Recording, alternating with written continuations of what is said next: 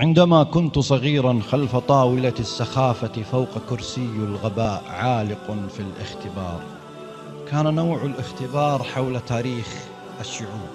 لم يكن صعبا عسيرا، لم يكن سهلا يسيرا، كان من هذا وذاك، كان كالآتي وقاك الله مما قد أتاك. يا أحبائي الصغار استعدوا اختبار.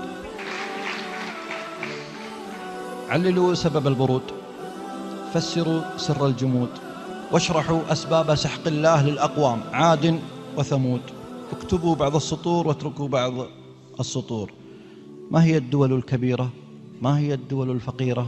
ما هي الدول الصغيرة؟ ما هي الدول الحقيرة؟ اكتبوا بعض السطور واتركوا بعض السطور. اكتبوا أسماء بعض الرؤساء. ما اسم شفاط الخدود؟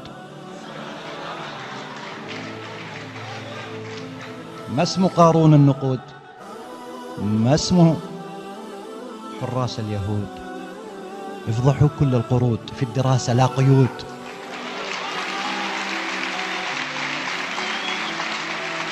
افضحوا كل القرود، في الدراسة لا قيود. والنتيجة، انتظاري للنتيجة كان شر مستطير. لم أجد اسمي مع من كان في قسم النجاح أو في أقسام الرسوب. قلت يا أبتي لنسأل من هنا قسم الإدارة. فانطلقنا للمدير واقتحمنا مكتب الأستاذ في وقت قصير، والإجابة فاجأتنا. قالها لما رآني: أيها الوقح الصغير، أيها الوقح الصغير، أيها الوغد الكبير، أنت أوقح من تقدم في اختبار الأمس تاريخ الشعوب.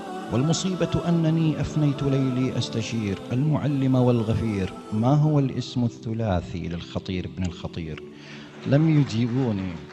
لم يجيبوني ولم ألقاه في الورقة. فقل لي: هل نسيت؟